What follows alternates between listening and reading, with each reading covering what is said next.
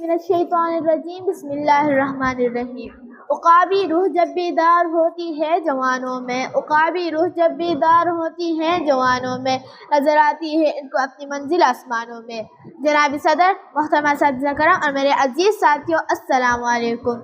آج مجھے جس موضوع پر لب کشائی کرنے کا موقع ملا ہے وہ ہے ہمیں امید پاکستان، ہم بدلیں گے پاکستان۔ جناب صدر، پاکستان ایک نظریاتی ملک ہے جس کی مخصوص تہذیب و تمدن اور روایات ہیں۔ ہمیں ان روایات کو اپنے اندر اس طرح محفوظ کرنا ہے کہ وہ آئندہ نسلوں میں زندہ رہے۔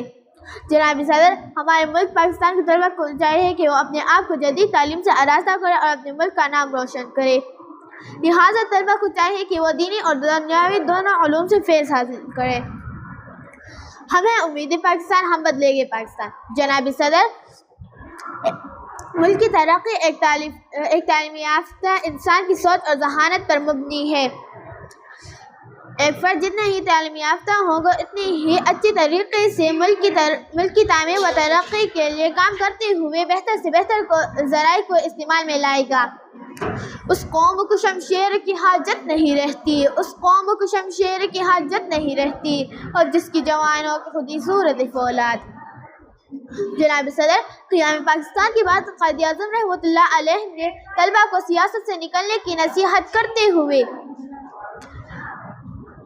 تعلیم کی طرف متوجہ کیا تاکہ وہ استحکام پاکستان میں بھی بہترین کردار ادا کرے اور فرمایا کہ علم تلوار سے بھی زیادہ طاقتور ہے، اس لیے علم کو اپنے ملک میں بڑھائے، کوئی آپ کو شکست نہیں دے سکتا۔ پروں کو کول زمانہ اڑان دیکھتا ہے، پروں کو کول زمانہ اڑان دیکھتا ہے، زمین پہ بیٹھ کے کیا آسمان دیکھتا ہے۔ جناب صدر، ہمیں محنت کرنی چاہیے، ہمارے محنتی بننے سے ہی ہمارا ملک ترقی کرے گا، کیونکہ تعلیم کے بغیر کوئی قوم ترقی نہیں کر سکتا۔ ہم بدلیں گے تو بدلے گا پاکستان۔ والسلام۔